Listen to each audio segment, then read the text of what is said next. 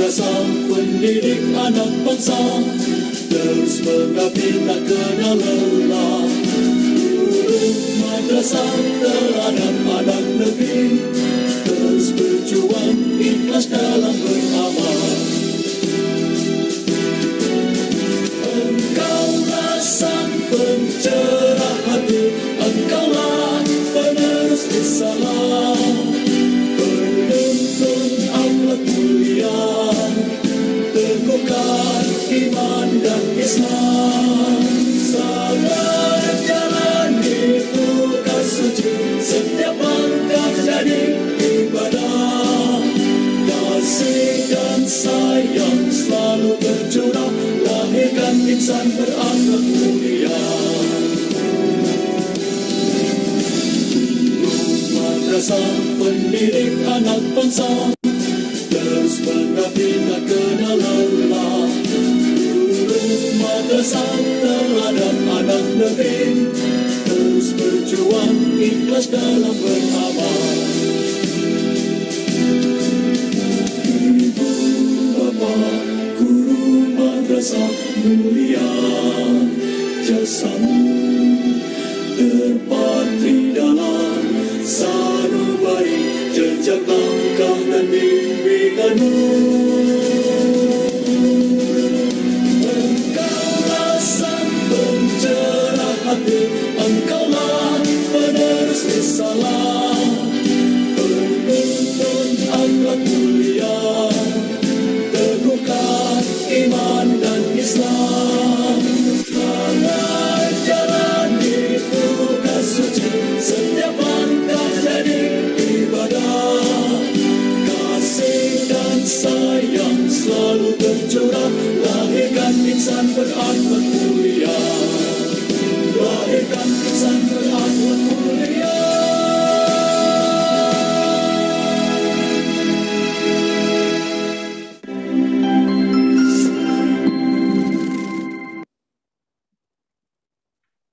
Baik Ibu Bapak, hebat seluruh Indonesia untuk membuka acara Parade Literasi Madrasah gelombang kedua ini. Mari kita simak sambutan serta arahan dari Bapak kita, penanggung jawab kegiatan GTK Madrasah Berbagi, Kasubdit Bina MI MTS Bapak Dr. Ainur Rafiq MAG. Kepadanya kami persilahkan. Oke, terima kasih. Assalamualaikum warahmatullahi wabarakatuh. Waalaikumsalam warahmatullahi wabarakatuh. Bismillah, alhamdulillah, wassalatu wassalamu ala rasulillah, wa ala alihi wa mawala ma ba'd. Yang kami hormati Bapak Menteri Agama Republik Indonesia, yang kami hormati Bapak Direktur Jenderal Pendidikan Islam Kementerian Agama Republik Indonesia, yang kami hormati Bapak Direktur Guru dan Tenaga Kependidikan Madrasah, Direktorat Jenderal Pendidikan Islam Kementerian Agama Republik Indonesia, yang kami hormati teman-teman PJ Nasional. Ini kayaknya PJ-nya ini gabungan nih, dari seluruh PJ ini kayaknya, karena bahasanya adalah Seminar Internasional untuk Parade Literasi Madrasah. Yang kami hormati narasumber yang telah berkenan menyediakan waktu dan membagikan ilmu terbaiknya kepada guru-guru kami, baik dari RA, MI, MTS, maupun MA, sehingga guru-guru kami bisa menambah wawasan, menambah ilmu, kemudian bisa menerima updating ilmu yang barangkali nanti bisa diimplementasikan di madrasah masing-masing. Bapak Ibu yang kami hormati, pertama-tama tentu kita puji syukur kehadirat Allah Subhanahu wa taala atas segala limpahan karunia, hidayah dan taufiknya kepada kita semua, sehingga kita semua tetap diberi kesehatan, diberi keimanan, keislaman dan ihsanan, sehingga pada siang menjelang sore hari ini kita bisa mengikuti kegiatan seminar internasional dan dengan tagline Parade Literasi Madrasah. Tidak lupa tentunya sholawat salam selalu kita aturkan ke junjungan kita Rasulullah Muhammad SAW yang selalu kita nantikan syafaatnya di kelak kemudian. Bapak Ibu yang kami hormati, peserta seminar internasional yang kami banggakan, Kami dari Direktorat GTK Madrasah tentunya mengucapkan terima kasih yang sebesar-besarnya, kebanggaan yang setinggi-tingginya, dan apresiasi yang sebesar-besarnya kepada teman-teman semua yang sampai pada siang hari ini menjelang sore, bahkan mungkin nanti sampai jam 5, teman-teman semua masih konsisten, masih bersemangat untuk menambah ilmu walaupun hanya di dunia maya.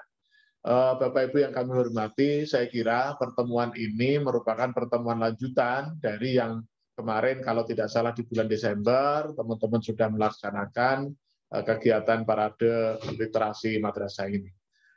Kegiatan parade literasi madrasah ini saya kira merupakan satu rangkaian kegiatan yang cukup penting dan cukup strategis bagi guru-guru kami, baik itu yang dari RA, MI, MTS maupun MA, baik itu menjadi guru maupun kepala madrasah.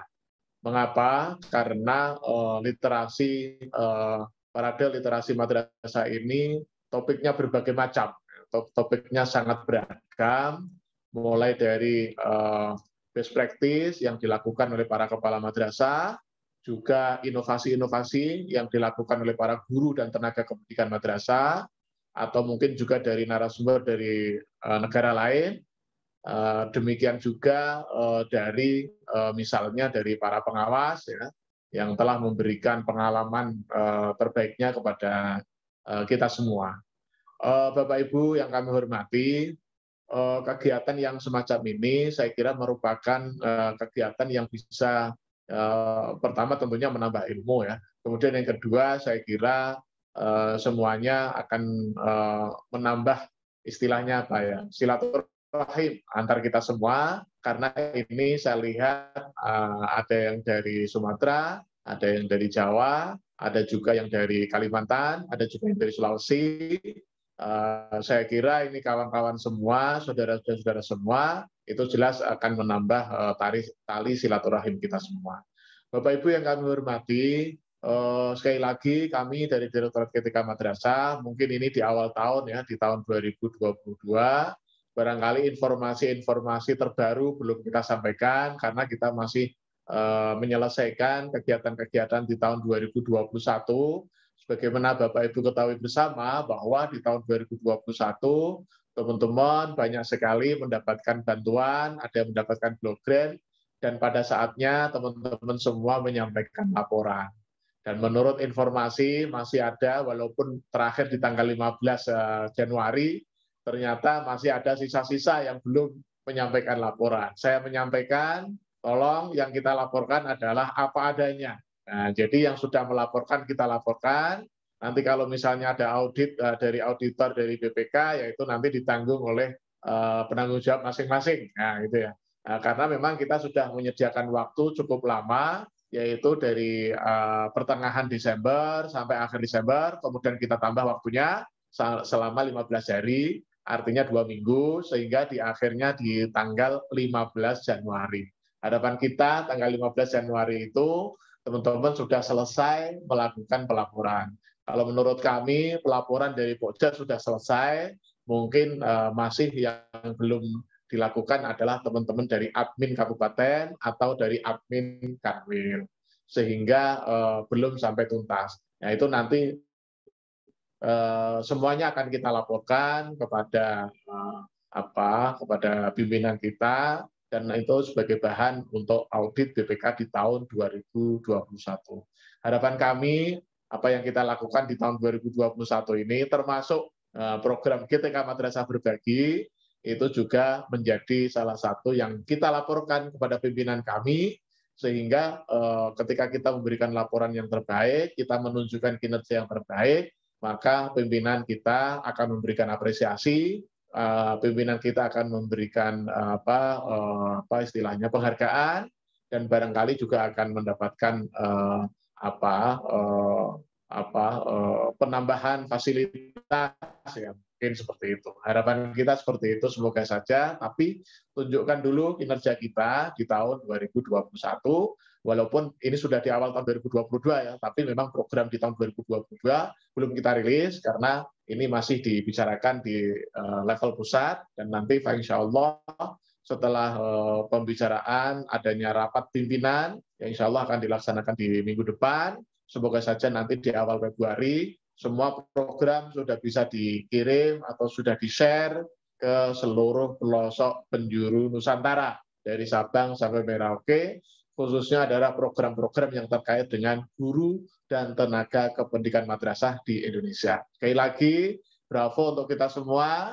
Semoga sukses. Sekali lagi kami mengucapkan terima kasih, apresiasi dan penghargaan yang setinggi-tingginya. Barangkali demikian yang dapat kami sampaikan. Terima kasih. Mohon maaf atas segala kekurangan. Assalamualaikum warahmatullahi wabarakatuh. Waalaikumsalam warahmatullahi wabarakatuh. Terima kasih sekali lagi kepada Bapak Dr. Ainur Raufik yang telah berkenan memberikan arahan dan supportnya kepada kami ya Bapak. Dan semoga kegiatan ini menjadi salah satu kegiatan yang bisa sesuai dengan harapan beliau untuk memajukan guru-guru madrasah di Indonesia. Oke, Ibu Bapak hebat di seluruh Indonesia, mari kita masuk ke acara yang kita tunggu-tunggu, yaitu Parade Literasi Madrasah Gelombang Kedua.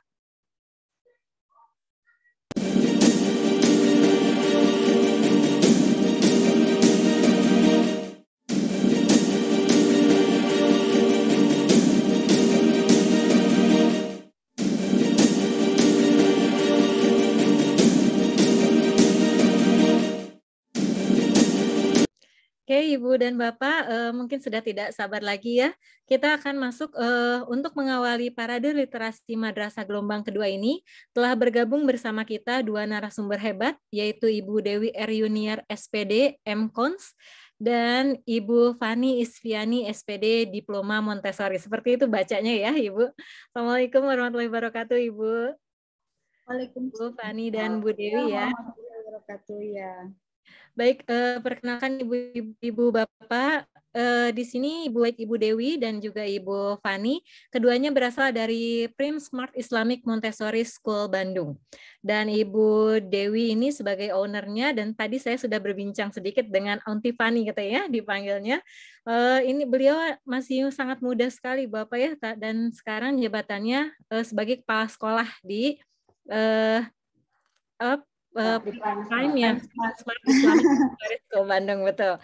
Mohon maaf. Nah, untuk pemateri pertama, baik tidak tanpa berlama-lama lagi, mari kita simak paparan narasumber pertama kita, yaitu Ibu Dewi yang merupakan owner dari Prime Smart Islamic School.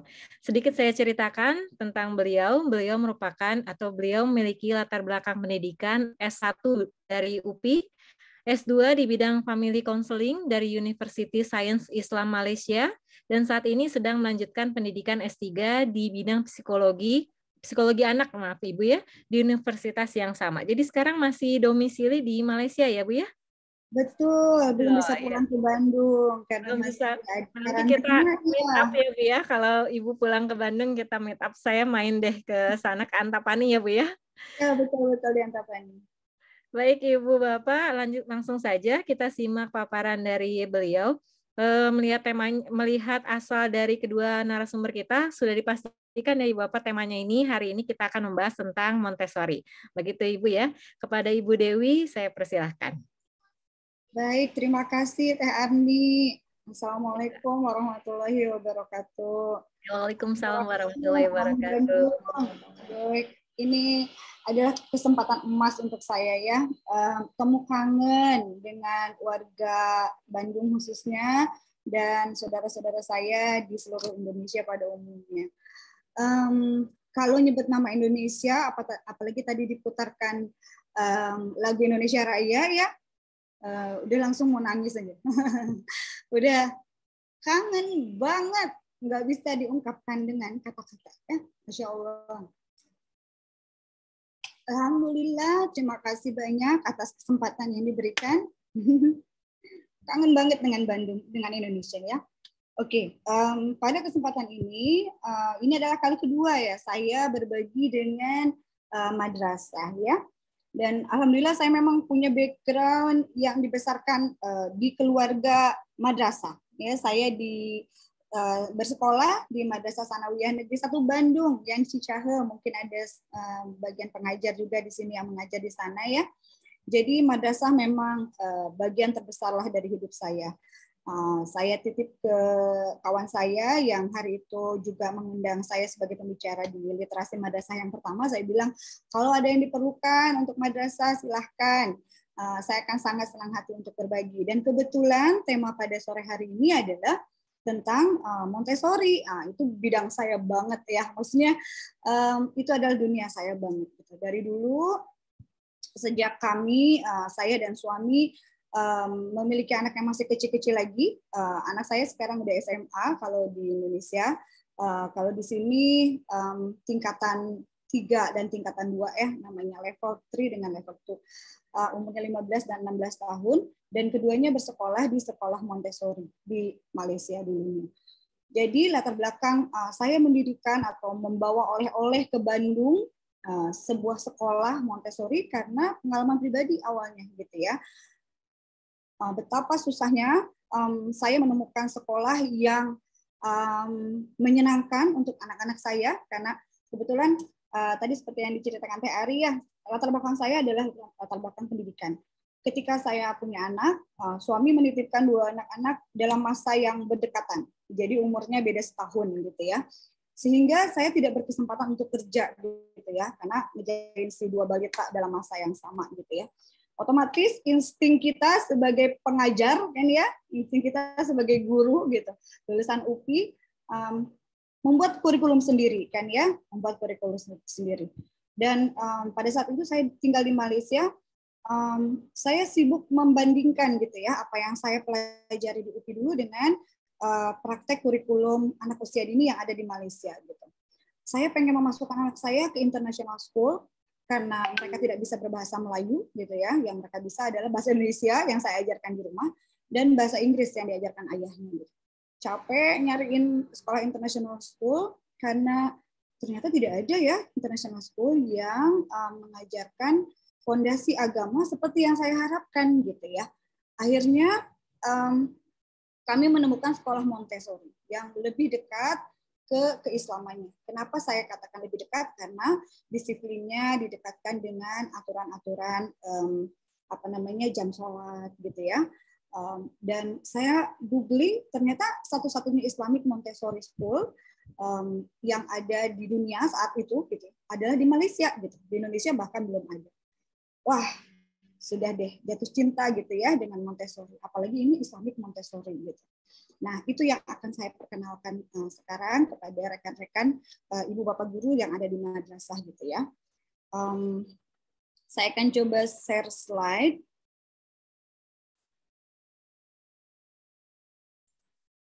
Oke. Sudah bisa kelihatankah slide saya? Sudah, Bu. Islamic Montessori. Saya menyebutnya School of Tomorrow ya.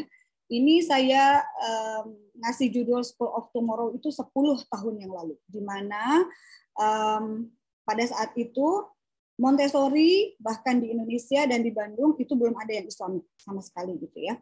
Jadi ketika saya pulang ke Bandung bawa anak-anak pengen nyekolahin lagi di sekolah yang sama Islamic Montessori itu nggak ada. Ternyata memang satu-satunya ada di Malaysia gitu ya. Saya bilang kenapa sih kok nggak ada? Saya bilang gitu ya udahlah saya keliling Bandung nyari sekolah Montessori gitu ya di Bandung tuh. Nah, ternyata Masya Allah SPP-nya tidak terbayar oleh saya ya. Nah, sekolah Montessori yang di Bandung tuh pada zaman itu pada 10 tahun yang lalu SPP per bulannya 1,5 juta. Sekarang mungkin udah di atas 3 juta mungkin ya. Kalau sekarang itu 10 tahun yang lalu ketika anak-anak saya bersekolah gitu ya di Bandung. Saya jadi mikir, saya bilang ya Allah semahal ini ya mau dapetin sekolah yang bagus gitu. Yang kualitasnya sudah teruji dan saya tahu gitu ya karena saya sudah memasukkan anak-anak sekolah di Islamic Montessori School di Malaysia. Nah, atas dasar pengalaman pribadi yang susahnya mencari sekolah yang bagus dan mahal di Bandung, akhirnya saya menekadkan diri untuk ayolah kita buka gitu ya. Walaupun kita on off, pulang pergi Malaysia Indonesia gitu ya. Tapi saya bertekad dengan suami untuk membuka sekolah di Indonesia. Gitu. Siapa lagi kalau bukan kita yang akan membawa oleh-oleh terbaik gitu ya untuk bangsanya, melainkan diri kita sendiri gitu ya. Itulah latar belakang kenapa saya membuka Islamic Montessori School. Dan kenapa saya menyebutkan School of Tomorrow? Karena sekolah untuk anak-anak kita harus berbeda dengan sekolah zaman kita dulu, gitu ya. Kalau zaman dulu kita hanya sempat bersekolah TK dengan mainan, dengan perosotan besi aja udah cukup, gitu ya. Anak-anak sekarang harus lebih dari itu, gitu ya. Gimana caranya mereka bermain, gitu ya, tetapi sambil belajar. Bagaimana caranya semua peralatan yang mereka mainkan itu adalah alat-alat pembelajarannya, dan itu hanya ditemukan di Montessori, ya. Nanti rekan saya, partner saya, Ibu Fani Isfiani sebagai kepala sekolah dari Islamic Montessori School di Bandung ini akan menunjukkan gambar-gambar betapa di sekolah Montessori itu semua apa yang akan kita ajarkan itu ada alatnya, gitu ya. Oke. Jadi untuk anak-anak sangat menyenangkan gitu karena dianggapnya sebagai main, padahal mereka itu lagi belajar berhitung 1 sampai 1000. Tapi tidak menyadari itu sebagai suatu pembelajaran gitu ya. Karena mereka memainkan alatnya gitu ya. Ini 100, 200, kalau jumlahkan jadi 300. Nah, itu ada alatnya kalau di Montessori ya. Oke. Ini adalah partner saya, jadi walaupun saya tinggal di Malaysia, tapi ada orang yang subhanallah berdedikasi tinggi ya. Dari sejak sekolah ini didirikan dengan idealisme saya yang sebegitu tinggi, harapan saya yang sangat menggebu-gebu gitu ya. Pokoknya saya pengen bikin beda, terserah laku atau enggak gitu ya. Saya pengen bikin Islamic Montessori di Bandung dan pengen murah. Nah, itu kata kuncinya karena tadi saya katakan saya keliling Bandung, SPP-nya sangat mahal untuk ukuran sekolah Montessori. Nah, Islamic Prime Smart ini berusaha membuat sekolah dengan kualitas yang bagus tapi dalam harga yang ekonomis gitu ya ceritanya. Gimana bisa ekonomis? Karena alat-alat yang yang dipakai oleh Montessori ya itu ternyata hampir 90% pada saat itu impor. Jadi nggak ada yang dibikin sendiri. Nah, kami mempelopori untuk membuat sendiri alat-alatnya, bahkan kami kontak sendiri pengrajin dari Tasik ya Antifani ya untuk membuat alat-alat Montessori secara presisi gitu ya, menduplikasi alat-alat Montessori secara presisi sehingga kita bisa menurunkan cost gitu ya, menurunkan harga dari SPP yang kita jual kepada parent gitu ya. Jadi untuk kelas sekolah Montessori kami yang paling murah, insya Allah ya, di se-Bandung mah gitu ya, saya bisa jamin insya Allah itu adalah sekolah yang paling murah. Karena tujuan saya gimana caranya memperkenalkan, memberikan layanan pendidikan dengan kualitas yang primer gitu ya, dengan harga yang ekonomis. Nah, ini partner saya nih, alhamdulillah 6 tahun ya Tiffany ya bergabung dengan Prime Smart, dan beliau ini sangat berdedikasi tinggi sampai kemudian Prime Smart pun menyekolahkan Tiffany khusus ya untuk bersekolah di diploma Montessori gitu. Padahal beliau udah sarjana, tapi karena kesungguhan yang luar biasa dari beliau untuk mempelajari Montessori, akhirnya beliau mundur lagi ngambil diploma khusus untuk Montessori, dan itu tidak di Indonesia ya. Itu juga dibayarkan oleh Prime Smart gitu ya. Itu bukti dari kami bahwa kami membuat kurikulum itu tidak main-main gitu ya. Kurikulum yang kami susun betul-betul berdasarkan Montessori yang sebenarnya. Walaupun nanti kita kenalkan ya, saya akan kenalkan. Kami modifikasi. Nah, awalnya metode Montessori ini dari Italia. Ada seorang dokter namanya Maria Montessori yang dia medical dokter ya, yang tugasnya menjaga anak-anak yang berkebutuhan khusus gitu ya. Bagaimana caranya anak-anak yang berkebutuhan khusus ini bisa diajarkan sesuatu. Nah, Maria Montessori mendesain tuh alat-alatnya gitu ya. Ini anak memang tidak bisa melihat misalnya gitu ya, matanya rabun, tapi bisa nggak ya diajarin matematika gitu. Akhirnya disusunlah tuh sama Maria Montessori itu alatnya gimana ya cara mengenalkan anak yang penglihatannya kurang ini jadi bisa melihat gitu ya. Anak ini hiperaktif gitu ya, anak yang lain hiperaktif, nggak bisa diam, konsentrasinya sebentar, tapi kalau udah fokus walaupun sebentar dia bisa tahu dengan cepat. Apa ya alat yang bisa bikin dia diam? Akhirnya dibikinlah alat-alat sensorial, alat-alat yang bisa bikin si anak betah, anteng dengan dunianya gitu ya. Tapi itu padahal sambil belajar ya. Itu jasa beliau, Maria Montessori. Dan akhirnya dari Italia karena keberhasilannya awalnya diaplikasikan kepada anak-anak yang berkebutuhan khusus, akhirnya diduplikat gitu ya, diduplikasi kepada anak-anak yang normal juga gitu. Dan alhamdulillah sudah mendunia ya. Pelatihan guru Montessori kalau yang berafiliasi langsung ke Amerika atau ke Inggris ya, ke UK itu sangat mahal. Dia hampir sejajar dengan biaya kuliah S1 ya atau S2 mungkin ya kalau di Indonesia. Padahal gelarnya hanya diploma gitu ya, itu kan berarti di bawah S1 kalau di kita ya. Padahal itu cuma D1 gitu, diploma Montessori, tapi mahalnya luar biasa gitu ya, karena memang bukan main-main gitu ya, metodenya ini betul-betul hasil dari riset selama bertahun-tahun. Nah, ini adalah Montessori dasar ya, Montessori original, the original Montessori. Dia ada 5 area belajar. Exercise of practical life. Nah, ini yang paling populer lah ya, practical life, sensorial, language, cultural, dengan matematik. Di Prime Smart ini dimodifikasi ya, dimodifikasi menjadi Islamic Montessori. Areanya ada berapa? Areanya jadi ada 7. Kalau tadi 5, sekarang jadi ada 7. Sebelum saya jabarkan apa aja yang 7 itu, saya perkenalkan dulu apa sih yang bikin menarik gitu ya ke Montessori sehingga saya sampai mempercayakan anak saya ke Montessori gitu ya. Di Montessori uniknya, yang pertama keunikan dari Montessori ya, yang pertama dia menganut sistem vertical class. Nah, anak umur 2 tahun, bayangin anak umur 2 tahun sampai 6 tahun, itu digabungkan dalam kelompok kecil yang sama. Kalau TK biasa, kan ada TKA, TKB gitu ya, 2 sampai 4 tahun TKA, 4 sampai 6 tahun itu TKB gitu ya. Kalau nggak salah begitu ya, di Indonesia masih begitu kan ya. Nah, kalau di sekolah kami tidak seperti itu. Di sekolah kami, anak-anak dikelompokkan dalam kelompok-kelompok kecil, tapi range umurnya disatukan, gitu, 2 sampai 6 tahun. Misalnya, satu kelompok Antipani sekarang megang 5 orang, gitu ya. Nah, di antara 5 orang ini tuh, ada yang umur 2 tahunnya, ada yang umur 3 tahunnya, 4 tahunnya, 5 tahun, dan 6 tahun. Gitu. Jadi semuanya di mix age, umurnya di mix up, tapi dalam satu kelompok yang sama. Itu namanya vertical class. Apa sih keuntungannya vertical class gitu ya?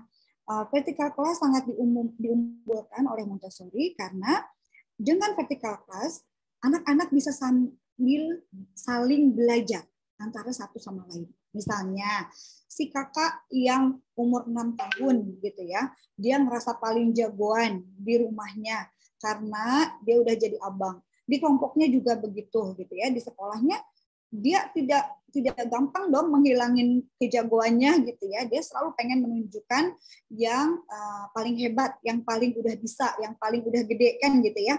Nah, di Montessori keunggulan si abang ini dimanfaatkan dalam kelompok gitu. Gimana caranya si abang bisa menuntun ke 5 orang adiknya, ke 4 orang adiknya dalam kelompoknya supaya bisa melakukan sesuatu secara bersama gitu ya, untuk salah satu kegiatan. Jadi di vertical class itu saling belajar, si abang belajar dari adiknya, si adik belajar dari kakaknya gitu ya. Itu vertical class. Yang kedua, kebebasan memilih. Kebebasan memilih itu artinya anak-anak boleh memilih aktivitas apa aja yang diminatinya di area yang berbeda. Jadi misalnya nanti Anti Fani akan nunjukin foto kan ya Anti ya. Satu kelas itu sudah disusun nih. Sebelah kiri adalah area matematik, sebelah kanan area sensorial gitu ya. Sebelah depan semuanya area art and craft misalnya gitu ya. Nah, pada waktu yang sama 8 sampai 9 adalah waktunya bermain activity. 5 orang misalnya main di area itu di satu kelas itu ya, dengan ada areanya 3 tadi gitu ya. 5 orang ini bisa bermain mainan yang berbeda-beda atau bermain mainan yang sama sesuai dengan pilihan mereka gitu ya. Tapi tidak saling mengganggu karena mereka sudah tahu tugas untuk mainan ini apa, tugas untuk mainan ini apa gitu. Mereka memainkan secara mandiri gitu masing-masing gitu ya. Guru itu nggak ada yang ngajarin tuh. ya. Guru hanya ngajarin alat-alat yang baru dikenalkan kepada si anaknya. Jadi kalau misalnya ada apa namanya, ada alat baru nih yang si anak itu belum pernah main, baru didemonstrasikan sama guru, tapi spesifik satu-satu, 101 gitu ya.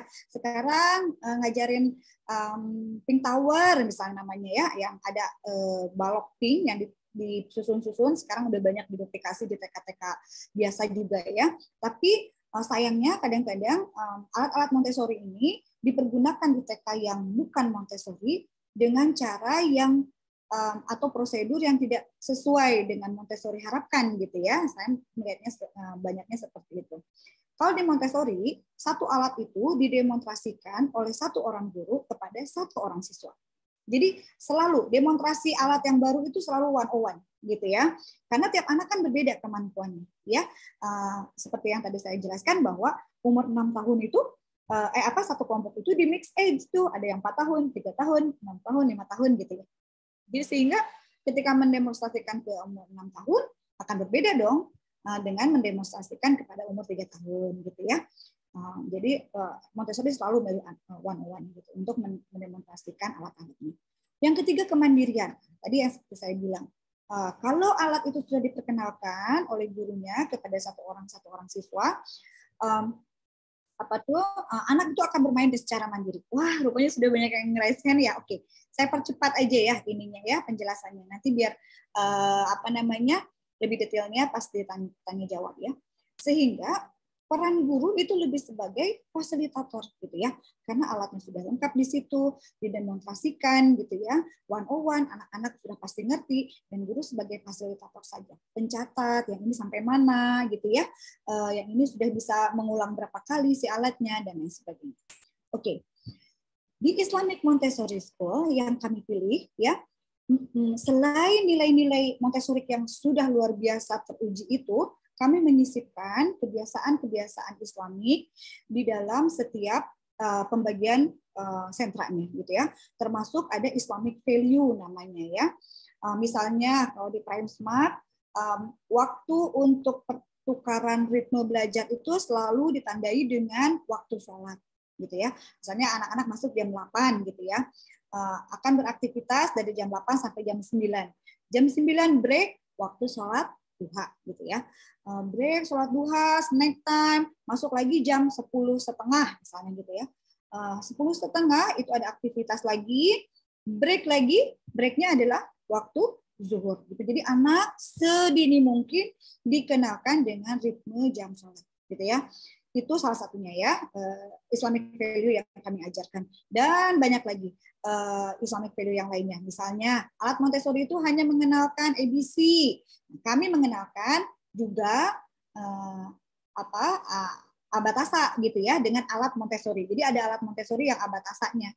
Kalau di Inggrisnya kan nggak ada, di yang originalnya kan nggak ada. Kemudian ada alat Montessori tentang benua gitu ya. Di kami ada alat Montessori yang memperkenalkan tentang haji misalnya gitu ya. Jadi sedekat mungkin, sebanyak mungkin nilai-nilai keislaman diajarkan dengan cara metode Montessori. Oke Ibu, punten saya jelaskan dulu sebentar lagi ya. Oke, nah tadi saya menyebutkan 5 kan ya, faktorial, sensorial, language, matematik, dan cultural and art. Kita tambahkan Islamic value kalau di Islamic Montessori ya. Oke, temanya gimana? Apakah tema-tema yang diajarkan oleh Montessori itu tidak mengenalkan keislaman? Temanya betul, sama tema-tema general seperti halnya di TK-TK biasa. Tapi di Islamic Montessori disisipkan materi-materi keislaman di dalamnya. Misalnya, kenapa kita harus minum sambil duduk, gitu ya? Kenapa kita harus berwudu sebelum sholat? Kenapa laki-laki harus menjadi imam, gitu ya? Itu udah diajarkan dari sejak anak itu 2 tahun ya, karena digabung di Montessori bisa dimulai dari 2 tahun. Oke. Berikutnya Antifani mau sambung?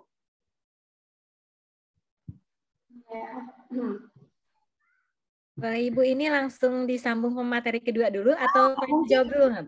Karena sudah temanya banyak yang sama ya? acung ya.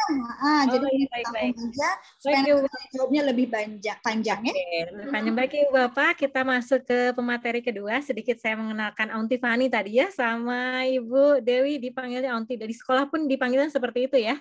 Iya, Biar akrab ya, biar akrab manggilnya Aunty Fani juga. Oke, ini Aunty Fani ini lulusan dari UPI juga ya, Ibu. Lulusan dari Universitas Pendidikan Indonesia dan terjun ke pendidikan usia dini, lalu melanjutkan training Montessori di Asia Teacher Training dengan hasil yang sangat memuaskan, ya luar biasa ya. Dan sekarang menjadi pendidik sekaligus kepala sekolah di Primsmart Islamic Montessori School Bandung dan sudah 6 tahun sejak memulai pendidikan anak usia dini ya. Baik, Aunty Fani, kita manggilnya gitu aja biar akrab juga ya. Akan membagikan katanya pengalaman mengajar menggunakan metode Montessori ini. Baik, langsung saja kepada Aunty Fani, saya persilahkan. Nanti sekaligus Ibu Bapak tanya jawabnya karena temanya ini sama. Seperti itu. Baik, Aunty Fani silakan. Ya, bismillahirrahmanirrahim. Assalamualaikum warahmatullahi wabarakatuh. Perkenalkan, saya Aunty Fani dari Primsmart Islamic Montessori School. Betul sekali apa yang sudah sedikit dipaparkan oleh Ibu Arni ya, bahwa saya sudah alhamdulillah 6 tahun bersama Primsmart di sini, diamanahi bersama Aunty Dewi yang berada jauh di sana. Kita sudah LDR berapa tahun nanti rasanya. Beginilah karena pandemi ya, jadi kami berhubungan dengan virtual, meetingnya virtual, pokoknya semuanya, tapi insya Allah tidak mengurangi kualitas kita dalam mengembangkan pendidikan di sekolah kami, seperti itu kurang lebih. Saya akan melanjutkan tadi dari paparan Aunty Dewi sebelumnya. Jadi tadi kami telah memaparkan, share screen-nya udah kelihatan? Ya. Sudah. Oke. Nih. Jadi tadi sampai sini ya area Islamik, karena memang betul di kami adalah Islamiknya itu apa sih yang beda? Banyak yang nanya gitu, apa sih yang beda di sini dengan sekolah Montessori yang lain? Karena di sini kami memang menekankan untuk praktikal Islamiknya itu setiap hari dan setiap kegiatan itu diawali dengan doa, diawali dengan adab-adab yang memang seharusnya kita sudah ajarkan dari anak sejak dini. Karena memang di kita itu diamanahkan anak-anak usia 2 sampai 6 tahun yang dimana itu adalah golden age-nya mereka, yang memang dimana saat kita ajarin itu cepet banget, bahkan kita tuh kadang-kadang suka wah Masya Allah gitu ya, kayak lainnya nggak mau nanti aku nggak mau sholat, ternyata di rumah doa-doanya sudah hafal, laporan dari maminya nanti alhamdulillah di rumah udah mau sholat gitu ya. Selanjutnya ini tema-temanya yang tadi.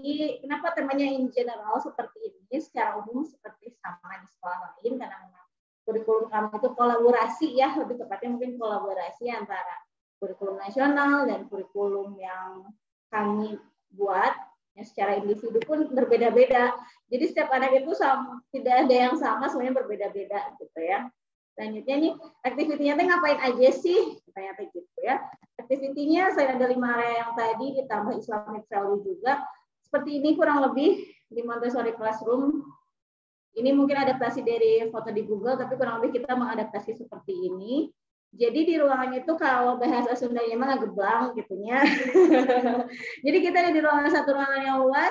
Makanya kalau misalnya nanti mungkin ada kesempatan untuk main ke sekolah kami, itu kenapa nanti tidak ada perosotan, kenapa tidak ada playground, kenapa tidak ada hal-hal seperti itu, kenapa nggak ada? Ya inilah playground kami gitu ya. Kami tidak menyebut ini alat-alat belajar. This is our playground gitu ya. Ini adalah playground kami. Menyusun rak-rak seperti ini pun ada standarnya, ada pakemnya gitu ya. Apa aja sih ini tuh, gini kan anak-anaknya balatak gitu ya, berantakan. Kita seperti ini kita akan kupas satu persatu dengan area-area masing-masing area tersebut. Yang pertama practical life. Practical life itu adalah keterampilan hidup. Dimana kalau mungkin bisa dipikir-pikir, itu mah gampang, di rumah juga bisa gitu ya. Tapi kan ternyata tidak seperti itu gitu ya. Cara menuangkan air dari sangat basic sekali, cara mereka belajar di areanya. Ini tuh apa sih nampan-nampan ini tuh buat apa gitu ya.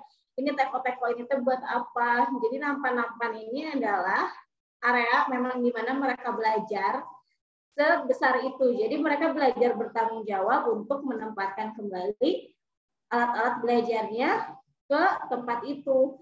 Jadi mereka ini bertugas untuk, misalnya saya mau belajar ini menuangkan air ke dalam dari satu gelas ke gelas yang lain. Mereka membawa nampannya. Sebelum membawa nampan itu mereka menggelar mat atau seperti karpet itu.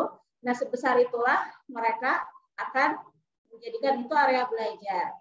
Dan lalu kita sebagai guru, sebagai fasilitator mungkin ya, mencontohkan dan anak-anak mengulangnya kembali seperti itu untuk practical life, untuk area keterampilan hidup untuk meningkatkan kemandirian anak. Jadi mungkin usia 2-3 tahun di kami itu sudah bisa buka botol sendiri. Dari yang terkecil misalnya datang ke sekolah dari awal sudah dilepas oleh orang tuanya, tidak ada yang ditungguin.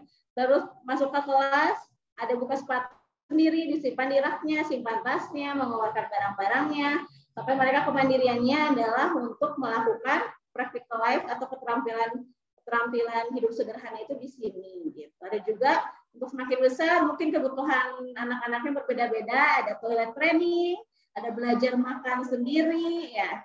Ini belajar makan sendiri pun dengan adab-adab yang kita ajarkan, misalnya makan sebelum makan harus cuci tangan, apalagi sekarang di masa pandemi ini ya, masuk sekolah juga harus cuci tangan gitu. Jadi dari situ kita akan belajar dari adab makan, ada cuci tangan, makan sambil duduk, terus pakai tangan kanan, merapikan kembali, sampai anak-anak pun tahu kalau itu barang-barang mereka, bertanggung jawab gitu ya. Itu ada di area practical life. Selanjutnya, area selanjutnya adalah matematik nih. Kayak gini, ini apa? Ini mah mainan biasa gitu ya. Mainan-mainan kayak gini mah banyak. Memang sekarang sudah banyak gitu ya dipasarkan di mana gitu ya, dimanapun banyak di e-commerce itu. Ini untuk apa sih? Gitu kan ya. Ini ada misalnya yang merah ini nih namanya number rods. Nah, merah biru. Number rods ini kesukaan anak-anak sekali gitu ya. Karena apa? Seperti pedang bentuknya ya, mereka main pedang-pedangan gitu. Tapi dari belajar number rods ini kita belajar tentang apa saja, belajar tentang bentuknya apa ini, bentuknya dari 3 dimensi gitu ya. Terus 1 berarti yang merahnya ada 1 dengan panjang tertentu gitu. Lalu biru, merah, mereka belajar 1 sampai 10 dengan penuh makna. Jadi bukan hanya abstrak saja gitu ya. Ada yang konkretnya juga, kalau 1 itu bentuknya seperti itu, jumlahnya seperti ini hingga 10. Ini hanya yang satuan saja, apalagi sampai ke yang ribuan pun kita ada alatnya. Gitu nih, ada number tablet gitu ya. Matematika pun secara menyenangkan. Biasanya anak-anak belajar matematika nggak mau pusing, susah matematika gitu ya. Kita belajarnya dengan fun, pakai alat-alat seperti ini, bahkan bisa diterapkan juga di SD ya, bukan hanya di TK saja gitu.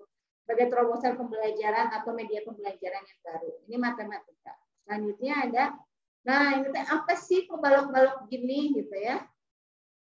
Ini adalah untuk area sensorial. Sensorial ini untuk mengoptimalkan panca inderanya anak-anak. Belajar bentuk balok kayak gini tuh bukan balok bikin menara, ini apa sih gitu ya. Ini ada nilai-nilainya gitu ya. Belajar dari yang paling besar ke yang kecil, belajar ukuran, sorting, terus ada juga kita belajar tentang warna, kita belajar tentang bentuk. Nah, kita juga belajar tentang ini, belajar yang paling penting adalah ketika kita belajar sensorial itu adalah untuk mengoptimalkan panca inderanya anak-anak. Panca inderanya anak-anak. Jadi ketika kita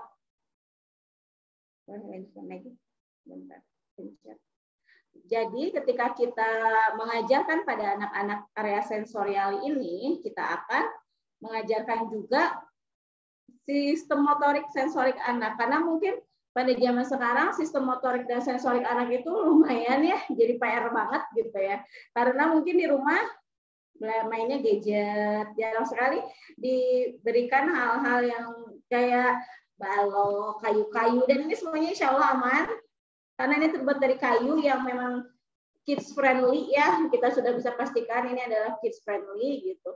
Sebelum mengajarkan ini pada anak-anak, kita beri dulu encourage pada anak-anak Kalau misalnya ini dibelajarkannya seperti apa, dirapikan kembali ya, gitu. Dan banyak sekali versi-versinya, gitu ya. Setiap anak punya tingkatan-tingkatannya sendiri.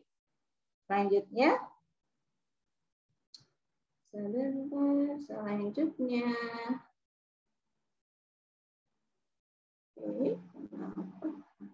oke.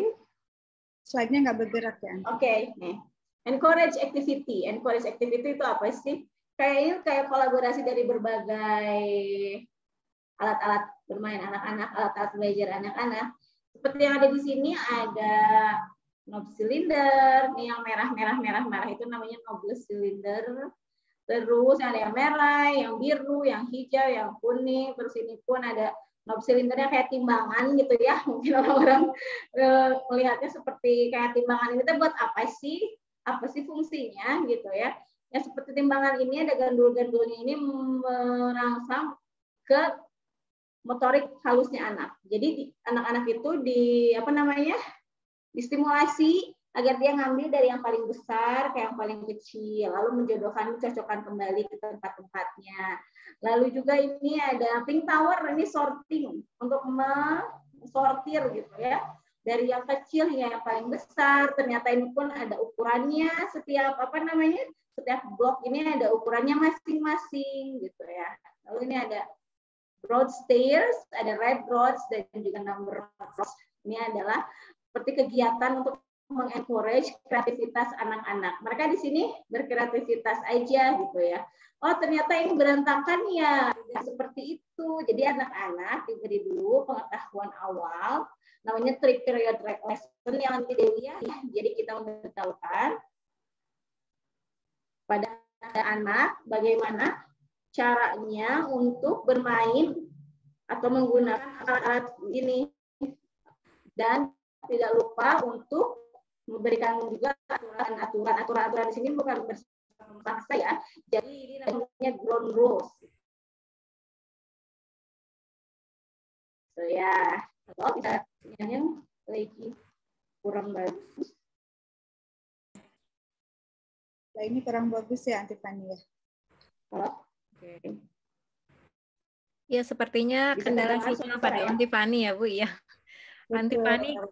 dret-dretan bahasa Indonesianya ya. Oh, Ya, halo. baik. Ya, baik.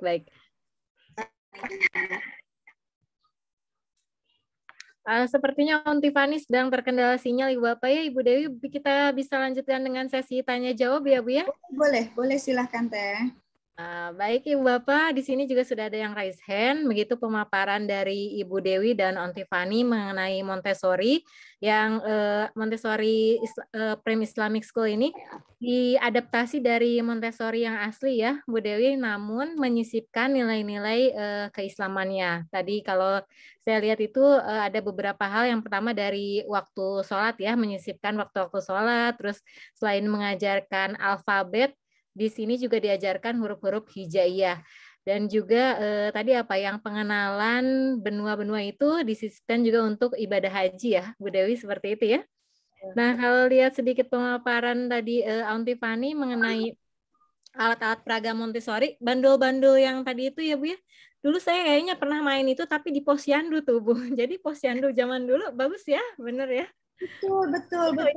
Oke, kadang-kadang sekarang Teteh mungkin ingat zaman kita ya dulu waktu SD itu sebelum mengenalkan perkalian ya kita tuh disuruh bawa lidi segel ya kan, karena sebelum anak itu tahu 1, 2, 3, 4, 5 gitu ya dihafal kayak anak-anak sekarang, kita disuruh megang dulu lidi 1 tuh segini, kalau lidi 5 segini, kalau lidi 10 segini gitu. Bendelanya kan beda gitu. Kita disuruh ngerasain dulu secara sensorial. Nah, itu yang ditekankan oleh Montessori. Anak-anak ketika belajar itu disuruh menyentuh, disuruh melihat, disuruh merasakan gitu ya, disuruh mencium. Jadi semua panca indera kita dioptimalkan gitu ya dalam proses pembelajarannya. Jadi kita tuh seneng gitu ya, anak-anak tuh nggak takut matematik gitu, seneng pokoknya kalau belajar di Montessori, insya Allah. Jadi secara nggak langsung itu penerapan metode Montessori ya Bu ya, kita nggak sadar mungkin, atau mungkin dulu belum booming kayak sekarang ya Bu ya. Oke Bu, di sini ada 2 orang yang sudah raise hand, kita buka saja sesi pertanyaan untuk Ibu Tuti Rohayati dari tadi nih. Ibu Tuti Rohayati. Enggak. Oke, sudah bisa di-unmute Ibu Tuti, sudah saya klik. Masih off. Baik, ke Ibu Tuti, mungkin masih terkendala sinyal juga. Kita pindah ini ke apakah Bapak Abdul Wahid sudah siap, Pak? Oke, ini Bapak Abdul Wahid dulu. Baik, sambil menunggu Ibu Tuti terkoneksi ya Pak ya. Silakan Bapak untuk bertanya langsung kepada Ibu Dewi ataupun Om Tifani. Om Tifani masih terlempar ya Pak Hendra? Iya, sepertinya masih terlempar. Sama saja lah ya Bu ya. Baik, silakan kepada Bapak Abdul untuk bertanya langsung kepada Ibu Dewi. Assalamualaikum warahmatullahi wabarakatuh. Waalaikumsalam warahmatullahi Pertanyaan wabarakatuh. saya, bagaimana cara mengatur waktu agar kita itu di waktu mengajar kepada anak-anak kondusif dan tidak ramai, dan setelah itu bagaimana cara kita mengatur dalam waktu sholat, waktu doa-doanya itu gimana caranya? Itu cukup dari saya. Assalamualaikum warahmatullahi wabarakatuh. Waalaikumsalam warahmatullahi wabarakatuh. Ini difokuskan di sekolah, maaf Bapak. Bagaimana mengatur waktu anak-anak di sekolah gitu? Atau bagi kita? Ya. Di sekolah ya? Ya, bagaimana? Ya. Baik, Ibu Dewi, silakan langsung saja. Kita satu-satu saja ya Bu. Kita punya cukup waktu sedikit luang nih, jadi bisa agak santai. Silakan Ibu Dewi untuk dijawab pertanyaan dari Bapak Abdul untuk mengatur waktu ya. Ya, dari pengalaman kami memegang anak TK yang berenyit ya, bayangin dari 2 tahun sampai 6 tahun disatukan. Kunci untuk menghentikan mereka dari bertegur sapa ke teman-temannya atau bermain-main tidak karuan gitu ya. Kuncinya adalah mengajak mereka untuk fokus ke sesuatu gitu. Jadi dialihkan fokusnya dari ngobrol ke alat yang menyenangkan untuk mereka gitu ya. Kalau di Montessori sangat jarang terjadi, bahkan sudah bisa dipastikan kalau memasuki waktu jam 8 misalnya, mereka udah tahu jam 8 sampai jam 9 adalah waktunya bekerja. Kalau kami menamakannya waktunya bekerja gitu ya. Mereka akan bekerja dengan semua alat yang mereka pilih. Mereka tuh akan langsung jep aja. Oke, jam 8 sampai jam 9 boleh milih yang mana aja seperti kemarin, nanti simpen di tempatnya masing-masing ya. Semuanya bercerai, masuk ke sini, masuk ke situ, dan fokus gitu ya. Kalau anak-anak di Montessori itu fokus. Oke, saya kemarin belajar matematika yang ini, sekarang mau yang ini. Mereka akan fokus ke apa yang mereka kerjakan, gitu ya. Jadi kunci untuk membuat mereka tidak tidak teralihkan, gitu ya, adalah dengan mengajak mereka untuk fokus kepada sesuatu yang dipelajarinya. Biasanya anak-anak Montessori sebelum bisa memilih ke alat-alat yang mereka kerjakan itu akan memasuki fase ground rules namanya. Dan ground rules setiap anak tuh beda-beda. Ada yang 3 bulan, ada yang 6 bulan, ada yang sebulan gitu ya. Di ground rules itulah kita mengenalkan ritme bermain, ritme makan, ritme sholat gitu ya. Pengaturan waktunya jadi sudah dimasukkan ke dalam schedule, Pak. Jadi anak-anak itu oke, sekarang dari masuk aja, dari masuk diturunin ke gerbang gitu ya. Anak-anak tuh udah nggak boleh nggak ada yang diantar gitu ya. Jadi nggak ada yang ada kesempatan nangis gitu ya. Kalau nangis dari pertama, kedua boleh dihandle langsung sama gurunya, dan gurunya sudah diberikan keterampilan supaya bisa mengalihkan gitu ya. Oh iya, nangis takut ya mamanya pergi, nggak apa-apa, mamanya nunggu di sini, di sana nanti punya mainan. Jadi dialihkan. Kan kalau mainan itu sesuatu yang menyenangkan untuk mereka gitu ya. Begitu masuk ke dalam, mereka tidak dibohongi. Memang betul, sudah disediakan semua mainan. Kan mereka melihatnya itu semua alat belajar itu sebagai mainan. Kan ya, karena semua alat belajar itu terpampang, mereka boleh milih, boleh ngambil gitu ya. Dan rak-rak yang ada di Montessori, kalau tadi diperhatikan di gambar ya, nggak ada yang lebih tinggi dari badan mereka. Semuanya bisa dijangkau oleh mereka. Ya, itu juga sudah bagian dari aturan dari Montessori ya, bahwa setiap mainan yang di situ harus bisa dimainkan oleh mereka secara sendiri, secara mandiri gitu ya, setelah diajarkan ground rules, dan semua alat di situ bisa diambil dan dikembalikan oleh sendiri gitu ya, bisa dijangkau oleh anak, bahkan tingginya pun ada aturannya gitu ya. Rak yang ini untuk matematik tingginya segini gitu ya, lebarnya segini. Tadi seperti yang diterangkan Anti Fani, bahwa anak itu disiapkan nampan untuk satu alat misalnya gitu, atau disiapkan karpet untuk satu alat tertentu. Mereka sudah paham kalau karpet itu atau alat itu adalah batasan, ya, batasan untuk working areanya mereka, untuk tempat bekerjanya mereka gitu ya. Nah, itu semua diajarkan di ground rules tuh gitu ya. Kalau main nuang-nuang gitu ya, atau main spon-sponan gitu ya. Dulu kita juga sering lah bermain kayak gitu ya. Tapi kalau di Montessori, selain betul-betul nyepon-nyepon, nuang-nuang gitu ya, anak juga dikenalin, oke, boleh sebebas apapun main spon-sponan itu, tapi di sini batasnya gitu ya. Terus jadi mereka tahu, oh, working area saya di sini. Nanti diingatkan kalau mereka nyuplat sedikit gitu di luar dari karpetnya, gurunya akan nyamperin. Ini keluar sedikit ya, kata. Iya, harus digimanain gitu. Nah, dialah. Jadi mereka sedikit-sedikit tahu aturan itu dengan cara diterapkan gitu. Itu namanya ground rules ya. Jadi mereka akan dilatih dengan ground rules. Ibu nggak tahu Ibu lagi begini. Baru kemudian mereka dilepas untuk bermain secara mandiri gitu ya. Dan dengan begitu mereka jadi berdisiplin gitu ya, berdisiplin terhadap dirinya sendiri, terhadap waktu gitu. Itu kenapa kami di Montessori kami tuh paling bawel kalau ada orang tua yang terlambat menjemput gitu ya. Setelah semenit aja orang tua ngejemput, kami akan message, kami akan telepon, Bu, kenapa terlambat? Bu, bisa nggak datang sebelum 5 menit terlambatnya gitu ya. Kenapa? Karena kami di sekolah sedang menerapkan disiplin waktu, sedang menanamkan kepada anak tentang ritme yang betul gitu ya. Masa orang tuanya nggak bisa kerjasama untuk tepat waktu. Nah, gitu. Jadi sangat ditekankan kerjasama dengan orang tua gitu ya. Bu, tolong jangan terlambat karena Ibu janji jam 11 kepada anak gitu ya.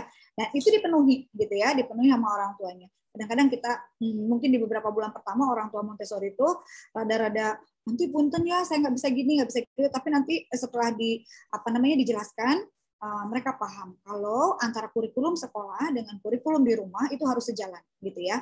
Itu kenapa kalau di Prime Smart Islamic Montessori School Bandung antara kurikulum di sekolah dengan program parenting itu tidak terpisahkan ya. Jadi kami malah setiap awal semester itu 101 dengan orang tua atau itu yang setiap awal semester dan akhir semester ya. Di awal semester aja baru daftar aja ya ke Prime Smart gitu ya.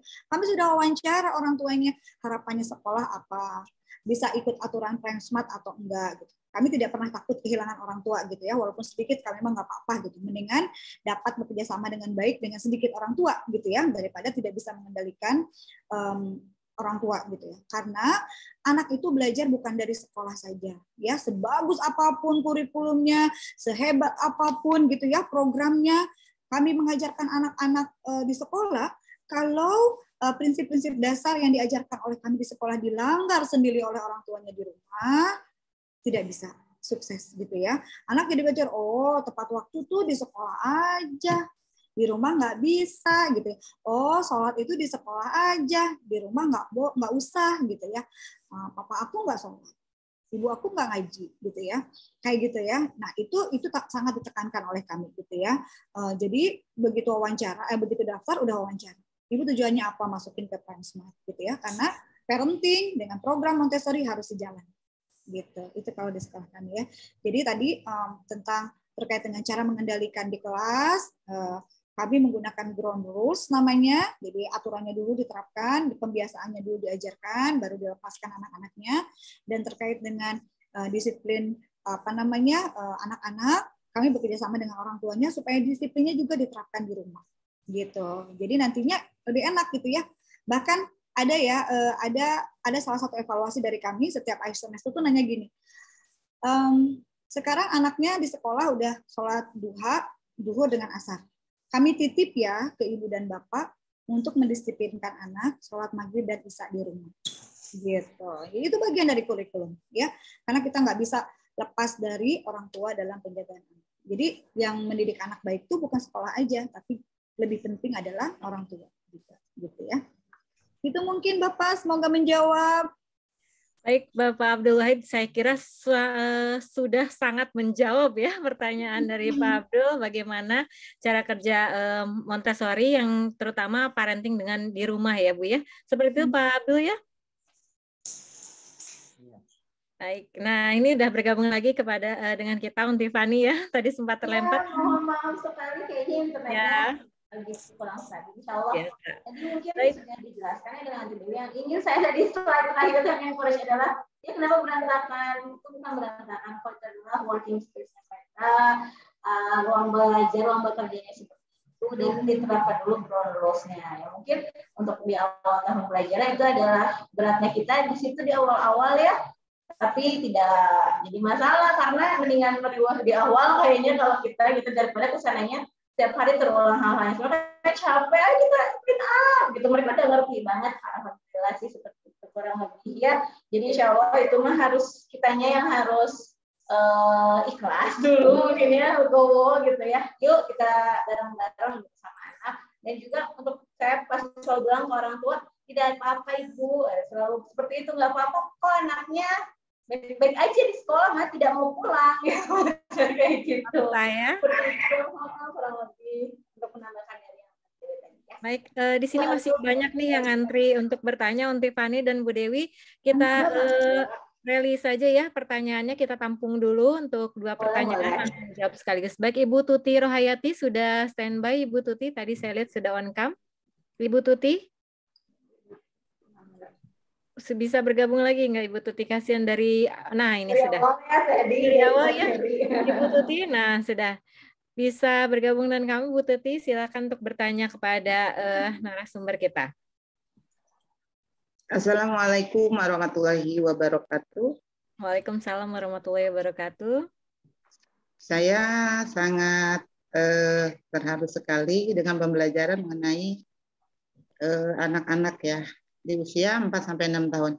Yang ingin saya tanyakan adalah bagaimana triknya supaya anak itu tidak bosan ketika menghadapi belajar. Rata-rata anak usia 4 atau 5 tahun dengan guru bisanya paling beberapa menit atau berapa jam saja gitu. Demikian yang saya sampaikan. Assalamualaikum warahmatullahi wabarakatuh. Oke, waalaikumsalam warahmatullahi wabarakatuh. Saya tampung dulu pertanyaannya Ibu Tuti ya. Sekarang dari Ibu Nofri Dewita. Silakan Ibu Nofri Dewita untuk memberikan pertanyaan pada narasumber kita. Oke, terima kasih Bu Ani. Nama saya Nofri, berasal dari, saya sebetulnya mengajar di MA Nurul Falah Cililin. Ya mungkin ini yang jadi pertanyaan juga ya buat saya. Ini kan sebetulnya sasarannya itu anak-anak usia artinya RA lah ya, seperti itu ya. Jadi saya dari tadi menyimak ada beberapa pertanyaan yang mungkin menyangkut itu. Yang pertama tadi saya mendengar paparan tentang alat-alat belajar. Tadi banyak sekali yang dipaparkan sama Bu Dewi sih, yang lebih banyak ya saya dengar. Saya juga agak sempat terpental juga, jadi takutnya mungkin tadi ada penjelasan atau gambar. Jadi saya minta mohon Bu Dewi, punten ini bisa di-share nggak alat-alat belajarnya itu seperti apa gitu loh. Jadi biar kita tahu gitu kan, misalnya anak ini dikasih alat ini, karena tadi kan saya dengarnya satu one by one ya gitu. Terus, nah kalau misalnya yang keduanya itu untuk tingkat, kalau misalnya saya mengajar di tingkat MA, kira-kira menurut Bu Dewi bisa tidak saya memakai alat-alat yang tadi ya mungkin yang dipergunakan di Montessori itu saya ambil terapkan di MA seperti itu.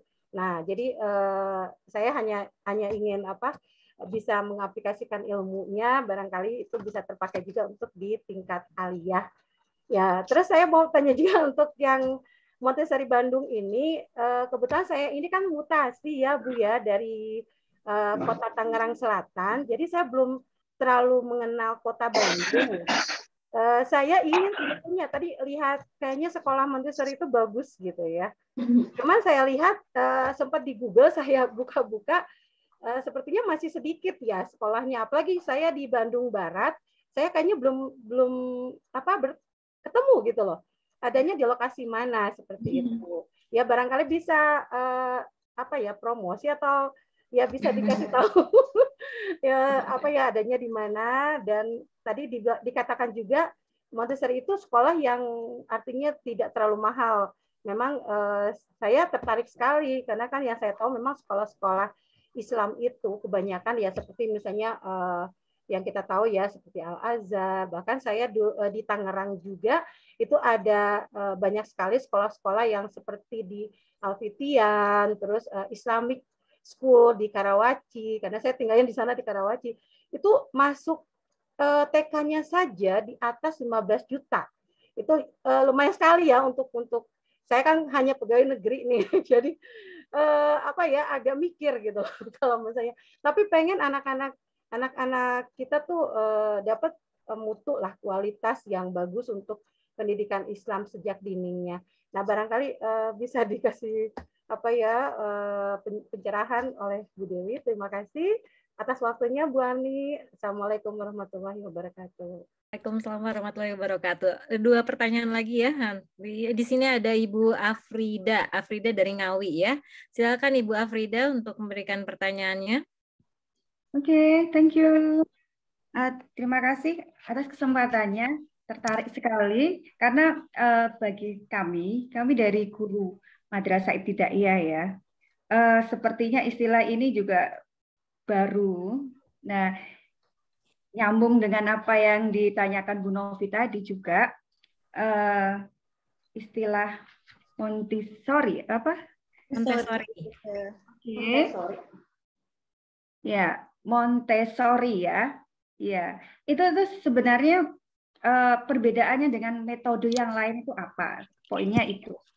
Dan karena saya tadi terlambat masuknya, ada gangguan tadi, jadi bisa baru dengar sedikit gitu. Jadi fokus perbedaannya antara metode yang sudah dilakukan di PAUD ya, berarti ya ini dengan metode yang lain. Itu. Kemudian selanjutnya pertanyaan selanjutnya, penasaran sekali bagaimana mengelola pengadaan alat-alat peraga yang begitu menarik dan luar biasa itu untuk mengasah motorik anak-anak itu, bagaimana pengadaannya atau disiapkan di awal tahun ketika kita menentukan tema gitu, atau memang itu sudah dikondisikan di setiap sentra seperti itu, sehingga ketika anak masuk itu sudah ready dengan nyaman seperti itu. Itu ada 3 poin itu yang saya tanyakan. Terima kasih atas jawaban dan kesempatannya. Assalamualaikum warahmatullahi wabarakatuh. Waalaikumsalam warahmatullahi wabarakatuh. Bu Afrida, satu lagi ya, jadi 4 penanya. Silakan pada Bapak Handoyo atau Ibu untuk bertanya pada narasumber kita. Bapak Handoyo, hadir Handoyo Hen. Kalau tidak, 3 penanya saja 2 Ibu ya. Boleh, Mbak. Bu Dewi di sini tadi ada 3 penanya yang sudah memberikan pertanyaannya. Mbak Antifani. Oke, ya. Dari Ibu Tuti yang pertama tadi simpel, bagaimana cara mengatasi kebosanan anak, karena anak itu tadi cenderung bosan, terutama di kelas 5 tadi ya. Ini. Untuk Ibu Novri, mungkin sedikit agak terlewat ya, tadi sudah dipaparkan sebenarnya Bu Novi oleh Antifani, alat-alat belajarnya, share alat-alat belajar Montessori-nya itu seperti apa, dan bagaimana jika tingkatan MA itu apakah masih bisa menggunakan alat-alat berbasis Montessori gitu ya. Itu dari Ibu Novi. Dan Ibu Novi ini mungkin baru menyimak, tidak menyimak yang Parade Literasi 1 ya. Di sana sudah ada Ibu Nofri, Bandungnya itu di Bandung Timur, Antapani ya Bu ya. Terus kita main ke sana, saya juga dari Bandung Barat Bu, nah sama dengan Bu Nofri. Nanti kita main ke sekolahnya Aunty Fani ya. Itu pertanyaan kedua dari Ibu Nofri. Yang ketiga, terakhir tadi Ibu Afrida, apa fokus perbedaan dengan metode lain yang digunakan pada tingkatan PAUD seperti itu, dan juga bagaimana cara memanage pengadaan alat peraga, apakah disediakan di awal tahun atau sudah dikondisikan dari awal terbentuknya sekolah sehingga anak itu tinggal pakai. Seperti itu Ibu dan Aunty Fani, tiga pertanyaan yang beranak pinak lumayan ya dari tiga nanya. Baik, kepada Ibu Dewi atau Aunty Fani saya persilakan. Enggak, Aunty Fani saya dulu boleh ya? Nanti silakan Aunty Dewi. Ya. Wah, saya ini banget. Dulu sebelum pandemi kita sering karena saya masih idealis ya gitu ya, pengen banget sih ngajarin, udah tahu bagusnya Montessori itu kayak gimana gitu ya. Kita berusaha mempromosikan juga ke orang lain gitu ya. Montessori itu bagus loh. Sebetulnya Montessori itu udah ada di sekitar kita loh gitu ya. Kita tinggal nge-manage-nya dalam satu bentuk kurikulum, menjadikan satu metode yang ini tuh menyenangkan gitu. Kalau dengan metode Montessori, anak jadi nggak bosen. Nah, ini mungkin menjawab pertanyaan yang kedua tadi. Gimana sih caranya biar anak nggak bosen? Nggak pernah ada bosennya untuk anak-anak yang menggunakan alat Montessori. Kenapa? Karena setiap dia mau belajar ada alatnya gitu ya. Misalnya, Anti aku mau belajar berhitung, ada alatnya. Anti aku mau belajar perkalian, ada alatnya. Anti aku mau belajar tentang kodok, ada alatnya. Anti aku mau tahu Malaysia itu di mana, ada alatnya gitu. Semua yang pengen mereka belajari, semua yang ada kepikiran oleh mereka ada depan mata alatnya gitu ya. Jadi anak nggak pernah bosan, selalu ganti. Bahkan kadang-kadang kita yang kalah ya Aunty Fani ya, anak itu bisa memodifikasi sendiri keperluan dari alat itu. Misalnya, kami ada alat namanya number roll.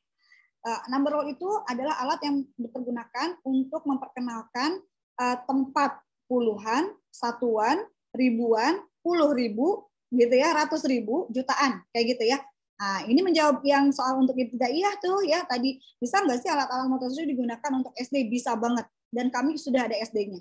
Ya, kami sudah ada SD-nya. Nah, ketika kami mengenalkan number roll, Aunty Fani bisa jadi dalam 10 menit ngajarin, atau mungkin kurang ya Anti ya, memperagakan ke one-on-one kan, satu orang anak itu mungkin 3 menit gitu ya. Kakak, ini puluhan, ini satuan, ini ratusan gitu ya. Begini kita tunjukin. Oke, sekarang kakak ulang. Kita ngajarin baru sampai ratusan. Anak nyoba-nyoba sampai ribuan, sampai puluh ribu, digulung lagi kertasnya sampai jutaan, sampai miliaran, dan tidak berhenti sampai pulang ke rumah. Gitu ya. Itu sampai ibunya tuh komplain, Anti, dia main number road terus aja gunting kertas. Sekarang nolnya ada berapa ya kalau triliun? Itu anak umur 4 tahun, di kita bisa kayak gitu. Karena anak bisa belajar tanpa batas ketika mereka merasa senang. Ya, kita juga kan lagi suka brownies, ya gampang banget belajar brownies karena kita lagi suka ya, anak-anak juga kayak gitu ya. Kalau mereka lagi suka number, mereka akan terus nggari sampai mereka dapat, sampai mereka bosan, sampai mereka istilah sebenarnya mah bere gitu ya. Udah bosan dengan itu. Sampai mereka sampai puncaknya gitu. Kakak udah bikin sampai triliun Anti, dan bundelan kertasnya udah sampai segulung gitu ya. Karena mereka bikin di rumah. Besoknya mereka bawa, dan ibunya ngurut data, ya Allah habis buku diguntingin Anti katanya, bikin number road. Padahal Aunty Fani ngenalnya cuma sampai ratusan. Nah gitu ya. Itu kenapa di Montessori anak tidak akan pernah bosan pakai alat-alatnya, karena anak bisa memodifikasi sendiri sesuai dengan kreativitas mereka gitu ya pada akhirnya. Kalau sudah tahu prinsipnya. Dan itu menjawab ya, boleh dipakai ke ibtidaiyah. Untuk TK, untuk SMP, SMA gimana? Anak saya masih pakai sampai sekarang. Kalau di luar Indonesia, termasuk di Malaysia juga belum ada ya SMP dan SMA-nya untuk Montessori gitu. Tapi tempat kami belajar Islamic Montessori di Malaysia, yang Aunty Fani pernah datang ya, Aunty Fani ya, itu ada di Bangi, namanya Rumi Montessori. Ownernya adalah pengajar Montessori lulusan dari UK asli, dan dia orang UK gitu, orang Inggris asli gitu ya. Di sana, di negara asalnya, Montessori memang sudah sampai SMA, dan itu sudah biasa gitu ya. Maksudnya sekolah Montessori itu udah biasa gitu. Montessori ini ada di sini, ada di sini. Orang tuh jadi udah menjadikan sekolah Montessori itu sebagai satu pilihan gitu. Emang bisa Anti dipakai alat-alatnya? Bisa, sangat bisa. Saya akan tunjukkan ya. Izin share screen lagi ya.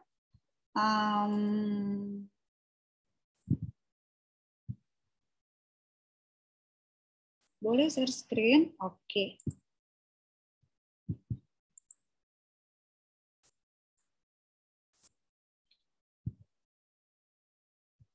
Udah kelihatan share screen saya?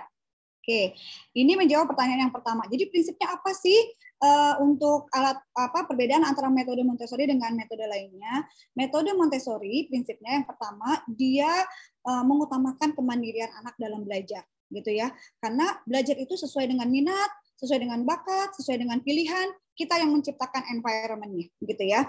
Anak, tapi pada akhirnya walaupun mereka dibebaskan untuk memilih, pada akhirnya anak nyobain satu-satu gitu. Ada anak yang awalnya tertarik dengan matematika saja. Mereka tertarik dengan number aja. Kita fasilitasi number itu matematika itu satu rak gitu ya. Ada anak yang dia suka melukis terus. Art and craft serak juga gitu. Satu, malah beberapa rak ya Antifani ya, kalau untuk yang art and craft itu banyak banget gitu. Dengan mereka menggali bidang yang mereka minati, nanti mereka akan berpindah ke bidang yang lain dengan sangat gampang gitu ya, karena kita mulai dengan men-trigger mereka, menstimulasi mereka untuk rasa senang dulu dalam belajar ya. Misalnya mereka suka ini contoh yang saya Google ternyata semua tentang sains ya. Nah, misalnya Antifani menjelaskan tentang siklus hidup kupu-kupu yang ini. Misalnya ya, ada model kupu-kupunya, ada gambar uletnya, ada gambar telurnya, bahkan ada telur-telurnya yang nempel di daunnya gitu ya, kayak gini gitu. Dan ini bisa dikembangkan kemana aja. Misalnya anaknya umur 5 tahun, dia sudah bisa nulis gitu ya. Nanti ini telur ya? Iya telur. Aku mau coba tulis telur. T-E-L-U-R. Tulis telur. Gitu. Padahal alatnya yang sama gitu ya. Nanti alat ini digunakan sama anak umur 3 tahun misalnya gitu ya. Ya mereka belum bisa nulis, megang pensil aja kan belum boleh misalnya gitu ya. Mereka tapi udah hafal ini telur, ini larva, ini dihafalkan, bukan dihafalkan, secara tidak langsung mereka akan menghafalkan siklus hidup kupu-kupu. Bisa nggak alat yang ini digunakan oleh anak SMP SMA? Bisa dong, iya kan? Bisa, tapi nanti penjelasan lebih panjang lagi. Ketika daur hidup kupu-kupu ini mencapai tahap ini, misalnya gitu ya, jadi kupu-kupu, dia waktu hidupnya berapa tahun? Ditulis. Bahkan anaknya nanya gitu ke antinya. Nanti ini berapa tahun, berapa hari prosesnya?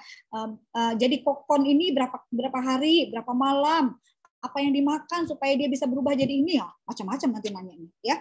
Jadi Montessori sebetulnya hanya metode gitu ya, metode untuk mengoptimalkan semua fungsi panca indera diterapkan dalam semua subjek yang dipelajarkan kepada anak-anak gitu. Syarat dari pembelajaran Montessori adalah harus bisa dilihat, harus bisa dicium, harus bisa diraba gitu ya, harus presisi gitu.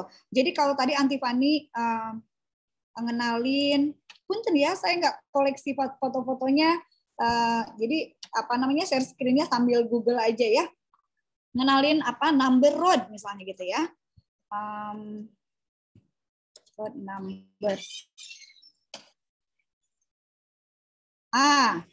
Number road ini sebetulnya alat yang digunakan untuk mengenalkan pada anak prinsip perbedaan antara jumlah 1, jumlah 2, jumlah 3, jumlah 4, kan ya. Tapi anak bisa ngeraba dan ini presisi. Kalau misalnya yang nomor 2 ini digabungkan ke sini gitu ya, ditambahin ke sini, ini dipanjangin, jumlahnya akan sama dengan yang 5. Gitu. Yang 3 disambungkan dengan yang 5, jumlahnya akan sama panjang dengan nomor 8. Gitu. Jadi prinsip matematika bisa dikenalkan dengan lebih mudah kepada anak-anak dengan menggunakan alat. Coba kalau prinsip 1 2 3 4 5 sampai 10 ini dikenalkan ke anak umur 2 tahun, bisa ngerti nggak pakai alat ini? Bisa banget gitu ya. Dia paham 1, 2, tapi itu betul. Malah Antifani bakal ngajarinnya dia diraba perbedaan antara merah dengan biru karena di sini ada batas Nah, itu presisinya alat-alat Montessori ya. Jadi mereka bisa tahu perpindahan dari 1 ke 2 gitu ya dengan rabaannya. Mereka gunakan indera teraba. Jadi semua panca indera dipergunakan secara optimal dalam metode Montessori. Dengan begitu anak tidak bosan gitu ya. Nanti ketika mereka udah tahu prinsipnya 1 sampai 10 nih, mereka pindah jadi ke sini. Ya, karena udah tahu 1, sekarang ditambahin tuh tantangannya Manti Fani. Tempelin ini ke 1, tempelin ini ke 2 gitu ya. Ini bisa diajarin nggak ke anak umur 2 tahun? Bisa. Anak 4 tahun bisa, anak 6 tahun bisa. Gitu ya. Jadi setiap alat-alat Montessori itu bisa dipakai, dipergunakan secara berulang-ulang. Pertama itu, dan karena presisi itu bisa dimanfaatkan oleh berbagai jenjang umur gitu ya. Kedalamannya yang membedakan alat-alat Montessori ini digunakan antara anak SD, SMP, SMA gitu ya. Kayak misalnya apa ya? Tadi yang tentang benua ya Anti Fani ya, kita punya 1 set tentang benua, tentang dunia gitu ya. Itu masih bisa saya rasa untuk diperkenalkan, dipakai oleh anak-anak yang SMP atau SMA gitu ya. Kalau ada rezeki, insya Allah memang kami akan meneruskan ya. Setelah SD nanti pengennya ada SMP-nya. Saya SMP pengennya ada SMA-nya gitu. Doakan ya ibu-ibu ya. Mudah-mudahan impian saya bisa tercapai gitu ya untuk punya TK, SD, SMP sampai SMA Montessori gitu. Dan tadi kan ada yang minta promo nih. Oke, sekalian aja dipromoin. Kami sangat terbuka, sangat membuka hati, pintu, dan welcome kepada semua ibu-ibu dan bapak-bapak yang berminat untuk belajar tentang Montessori dan mengaplikasikan di sekolahnya, gitu ya. Biasanya sebelum pandemik memang kita selalu membuka training Montessori gitu ya, gratis. Silakan datang ke sekolah, mangga. Kalau mau rombongan, misalnya Bandung Barat gitu ya, mau datang ke sekolah Montessori, kami dari kumpulan guru-guru matematikanya gitu ya, biar mudah ngajarin perkalian ke anak SD gimana gitu ya, boleh. Nanti kita aturkan jadwalnya gitu ya. Nanti kita kenalkan alatnya apa yang bisa mempermudah gitu. Sangat boleh. Atau mau yang anak SMA, Bu, anak SMA apa ya aplikasinya ke bidang sains? Saya kebetulan background-nya biologi ya. Jadi saya sangat bisa membantu mengaitkan antara alat-alat Montessori yang sains untuk SMA gitu. Insya Allah akan saya akan kami fasilitasi ya kerjasama seperti itu. Sangat terbuka. Alamat kami di bukan Jalan Semarang. Dulu di Jalan Semarang Pas 1 itu rumah kami. Sekarang sudah pindah ke bangunan 3 lantai di Jalan Kuningan Raya nomor 7 Antapani. Ya. Oke, itu sudah menjawab semuanya kayaknya ya Bu. Teteh tinggal itu Bu, bagaimana memanage alat peraga. Tinggal itu saja. Ya. Oke. Yang memanage alat peraga betul. Jangankan memanage alat peraga. Kalau saya bilang gini, di alat di Montessori, Anti Fani nih, saya selalu tugaskan ke Anti Fani itu gini. Anti Fani, Montessori itu sangat individual karena ngajarinnya one-on-one kan ya. Bayangin Anti Fani itu bikin RPP ya, kalau di sekolah negeri mana namanya, rancangan pembelajaran itu untuk 1 orang anak 1. Jadi ketika Anti Fani ngajar 1 kelompok yang isinya 5 orang, berarti Anti Fani menyusun 5 kurikulum. Ya, karena tadi kan beda-beda anaknya. Ada 2 tahun, ada 3 tahun, 4 tahun, 5 tahun. Kan gitu ya, sampai 6 tahun. Jadi ketika Anti Fani bikin ngajar ke 10 orang, 10 kurikulum yang Anti Fani pegang gitu ya. Anti Fani sudah akan sangat kenal. Oke, alat yang dipergunakan untuk grup yang ini, untuk matematikanya adalah level ini gitu ya. Untuk language-nya ada level-levelnya, ada blue, pink, ya Anti Fani ya. Satu lagi apa? Green ya. Anti Fani udah akan sangat hafal. Jadi manage mainan Montessori yang segitu banyak itu akan kami lakukan di setiap awal semester. Itu kenapa setiap awal semester kami akan wawancara ke orang tuanya. Nanti rencana semester depan yang akan kami ajarkan tuh ini gitu. Karena semester lalu udah begini gitu. Jadi betul-betul terasa individualnya ya. Dan memang betul individual. Makanya di kami tidak ada ranking, itu memang betul-betul nggak bisa di ranking karena anak-anak berkembang, belajar, berkemampuan sesuai dengan kemampuannya masing-masing gitu ya. Ada anak yang sudah menyelesaikan modul TK-nya di umur 5 tahun, ada. Jadi seluruh aktivitas Montessori di umur 5 tahun dia udah selesai.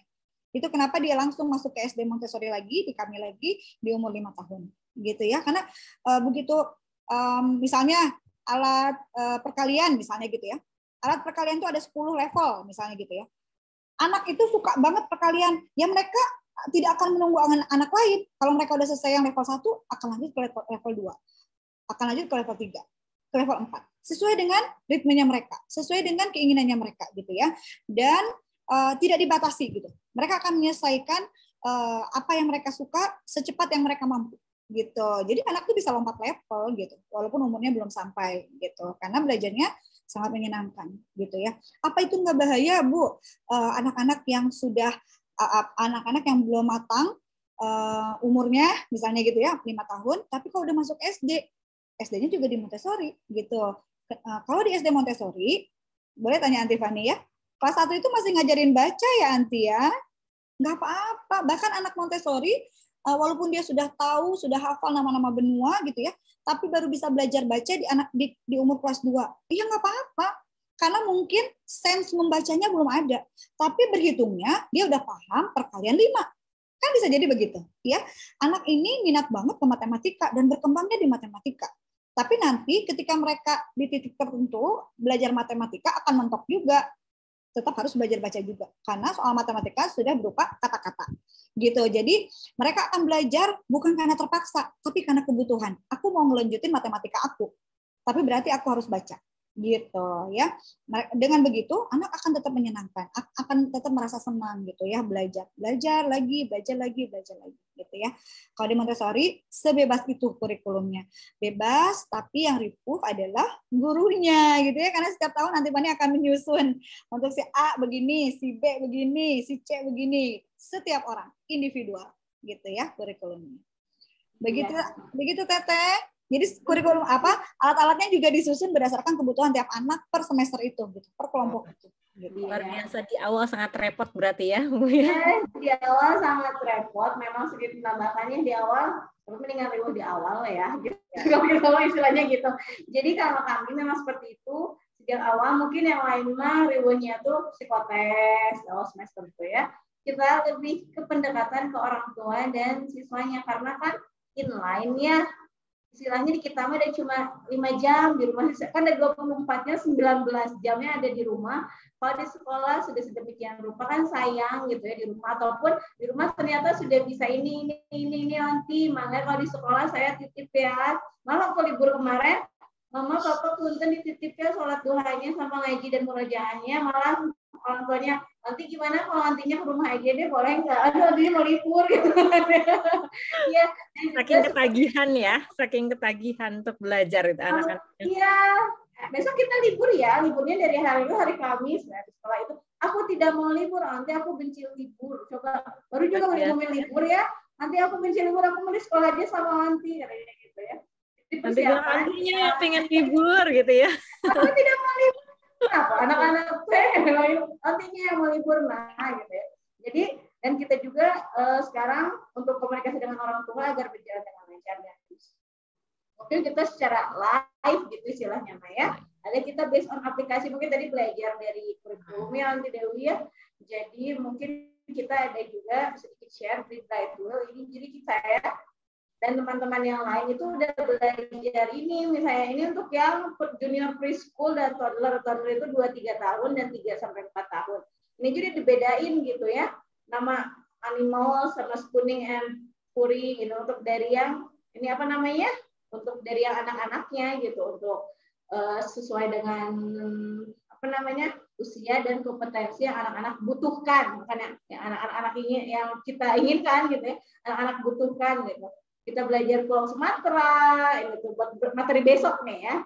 Nanti ada Sumatera, terus untuk yang kecil-kecilnya belajar Pink Tower sensorialnya seperti ini. Terus olahraga dan art, memang kita sangat membedakan sekali gitu ya. Yang kakaknya seperti apa, adanya seperti apa nih. Kita sama-sama belajar bahasa nih, language di hari Kamis. Untuk adik-adik toddler ini kita belajar vokal letters, huruf vokal. Tapi si kakaknya itu belajar vokal lettersnya itu misalnya A untuk ayam misalnya gitu ya.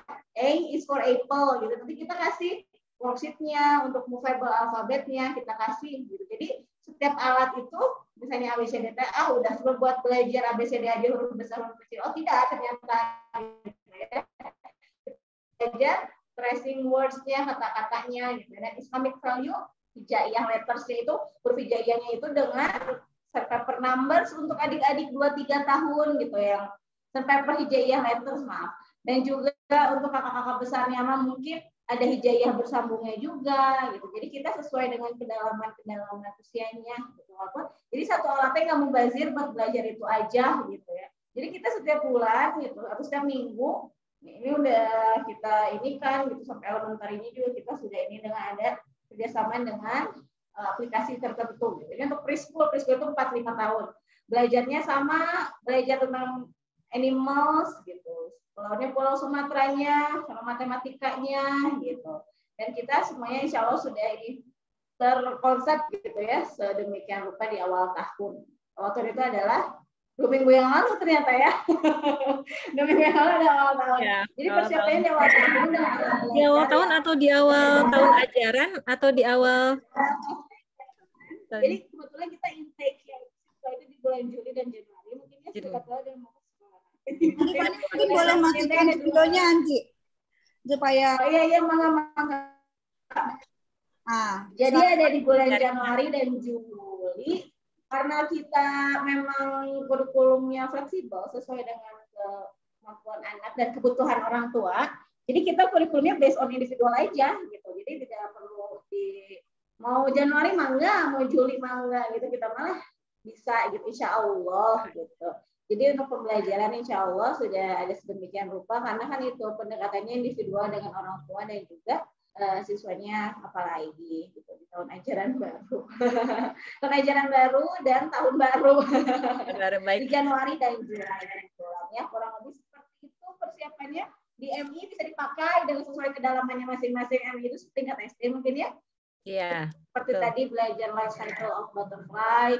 Kalau misalnya anak 2 tahun 3 tahun belajar baru bentuknya saja gitu. Kalau usianya 7 tahun nanti belajar life cycle-nya, belajar sama menulisnya, atau nanti SMP mah coba kalian lihat di sekitar kalian ada nggak sarang kupu-kupu atau misalnya ada sarang burung seperti apa, lebih ke konkret sih kita ya. Mengajarkan kepada anak-anaknya gitu. Lebih seperti itu mungkin. Baik, Anti Fani. Iya betul. Baik, Anti Fani dan Ibu Dewi, ini pemaparan yang sangat luar biasa ya, dan saya yakin masih banyak rekan-rekan di sini yang ingin bertanya, betul. Tapi karena kita dibatasi oleh waktu gitu ya. Ya ini juga saya juga masih ingin banyak rekan-rekan saya juga ini pada japri gitu. Mungkin nanti di lain waktu kita masih bisa mengobrol lagi gitu ya. Nah, Ibu Bapak demikian mungkin ya, kami mohon maaf untuk yang masih belum bertanya. Semoga kita masih ada lain kesempatan untuk membahas lagi, atau nanti saya boleh ya nanya-nanya Aunty Fani atau Ibu Dewi untuk misalkan saya ingin nanya lesson plan dari Montessori ini gitu ya. Kelas contohnya kayak seperti apa, mungkin nanti juga bisa di-share di grupnya ya Ibu Bapak. Siap. Nah Ibu Bapak sekali lagi mohon maaf sekali karena kita dibatasi oleh waktu. Saya yakin masih banyak pertanyaan dari Ibu Bapak, tapi bisa kita berdoa saja semoga masih ada lain kesempatan untuk membahas Montessori ini. Nah juga semoga ilmu Montessori ini yang kita bahas 2 jam ini kurang lebih ya ternyata sebagai pengawal dari parade literasi madrasah gelombang kedua ini bisa bermanfaat bagi kita semua dan juga bisa membuat penasaran nih teman-teman yang lain tema-tema apa lagi yang akan kita hadirkan dalam parade literasi gelombang kedua oleh narasumber-narasumber berikutnya. Nah, sebagai informasi Bapak, parade literasi ini merupakan suatu wadah yang disediakan oleh GTK Madrasah Berbagi Kementerian Agama Republik Indonesia sebagai sarana untuk berbagi atau diseminasi pengetahuan baik itu berupa artikel, bedah buku, best practice atau keilmuan lainnya. Dan bagi Bapak yang berkenan untuk menjadi narasumber kami dapat mendaftarkan diri dan menghubungi kontak personnya itu Ibu Atikah yang ada di flyer kegiatan kami. Begitu Ibu Bapak, hadirin yang kami hormati, acara demi acara kita telah lalui bersama dan kita sudah sampai di penghujung acara.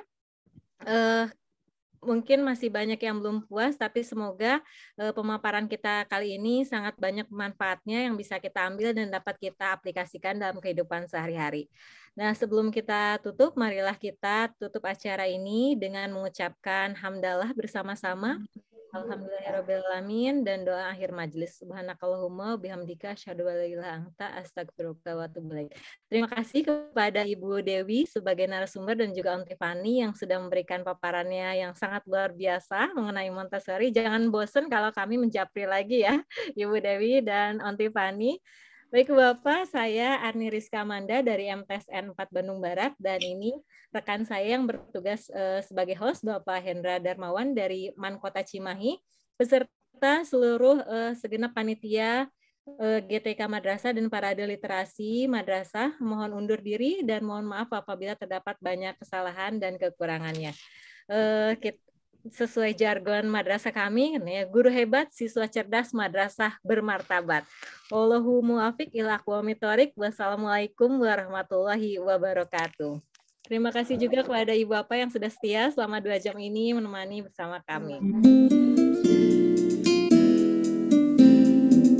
Ya, baiklah Bapak Ibu, terima kasih kepada Ibu Arni yang telah membantu kegiatan Parade Literasi Madrasah pada awal tahun. Nah, kita sama-sama saksikan persembahan terakhir dari kami. Sama-sama menyaksikan. Engkaulah sang pencerah hati, engkau penerus risalah, penuntun akhlak mulia, teguhkan iman dan Islam, selamat jalan itu. Kami ingatkan kepada Bapak Ibu yang belum mengisi presensi, silakan presensi masih kami tampilkan di kolom chat.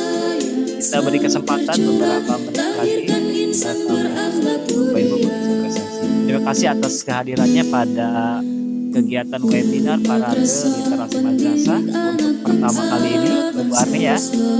Kita akan selalu menghadirkan rekan-rekan yang selalu ingin berbagi dengan rekan-rekan lainnya, dan insya Allah ini akan memberikan informasi kepada kita. Mungkin dengan adanya kegiatan ini kita bisa menghasilkan yang lebih baik lagi.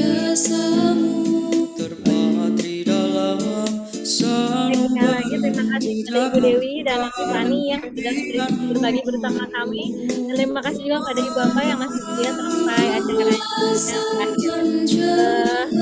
Penutupan saya serahkan kembali kepada Bapak Hendra. Silakan Hendra. Ya, terima kasih Bu Arni. Sekali lagi Bapak Ibu yang kami hormati, Bapak Ibu narasumber yang kami hormati, dan Bapak Ibu peserta kegiatan literasi madrasah yang sampai pada sore ini masih setia bersama kegiatan Parade Literasi Madrasah.